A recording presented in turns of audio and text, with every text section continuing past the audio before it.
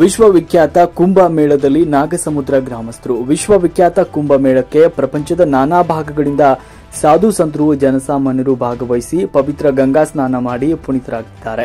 ಇಂತಹ ಸಾಲಿನಲ್ಲಿ ಮೊಳಕಾಲ್ಮೂರು ತಾಲೂಕಿನ ನಾಗಸಮುದ್ರ ಗ್ರಾಮದ ಕಾಂಗ್ರೆಸ್ ಮುಖಂಡ, ಮಾಜಿ ಜಿಲ್ಲಾ ಪಂಚಾಯತ್ ಸದಸ್ಯ ನರಸಮ್ಮ ಗೋವಿಂದಪ್ಪ ಹಾಗೂ ಅವರ ಸ್ನೇಹ ಬಳಗದ ಭಾಗವಹಿಸಿ ಪವಿತ್ರ ಗಂಗಾ ಸ್ನಾನ ಮಾಡಿ ಒಂದು ಕುಂಭಮೇಳದಲ್ಲಿ ನಾನಾ ಸಾಧುಗಳನ್ನು ಅಪಾರ ಜನಸಂಖ್ಯೆಯನ್ನು ಕಂಡು ಪುಳಕಿತರಾದರು. ಅಲ್ಲದೆ ಸನಾತನ ಧರ್ಮದ ಭಕ್ತಿಯನ್ನ ಮೆರೆದಿದ್ದಾರೆ.